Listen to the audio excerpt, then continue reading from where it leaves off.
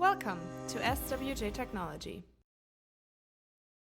In this video, you will learn about emergency and preventative policies. Seeing as we are multi-state and a multi-customer company, please follow the inclement weather policy of the current customer you are assisting and follow national weather alerts to ensure staying safe. In the case that work cannot be conducted due to hazardous conditions and project or customer sites are closed, the company will determine for additional paid time off or the necessity to use personal time off.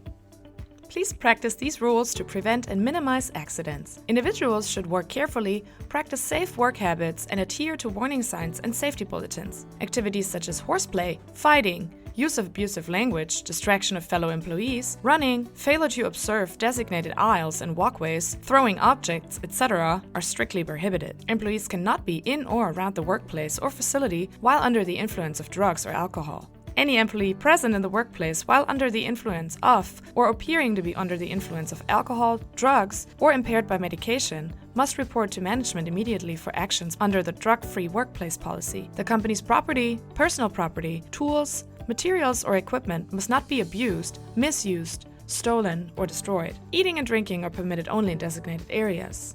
Employees are required to use personal protective equipment such as helmets, safety vests, face shields, safety glasses including prescription eyewear or goggles, hearing protection, gloves, and safety shoes when performing specific duties.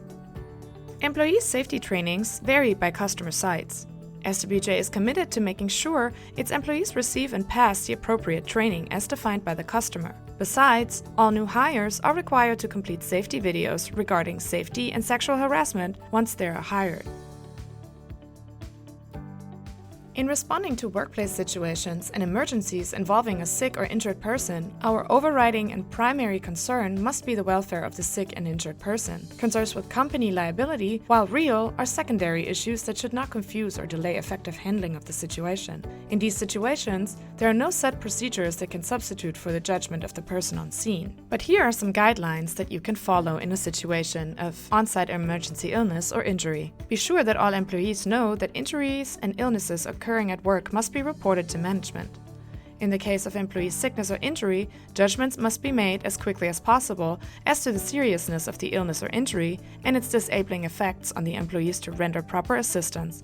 As a general rule, treatment for employees who are sick or injured will be administered and directed by management trained in the emergency first aid and CPR unless circumstances call for quicker emergency action by those on scene.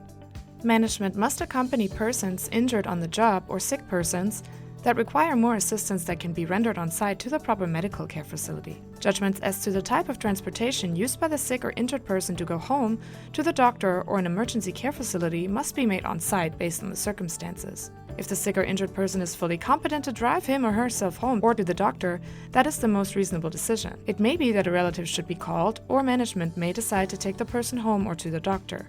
A rescue squad must be called for anyone in need of emergency medical transportation services, or in case where such services are not immediately available and immediate action is called for, management may decide to take the sick or injured person to the medical facility, but in such cases, another supervisor or employee trained in first aid and CPR should accompany. Aftercare is taken of the sick or injured person, proper documentation of the circumstances, and actions taken must be made by all parties concerned and given to the president. Follow-up to see if more assistance is needed is the responsibility of the sick or injured employee's supervisor.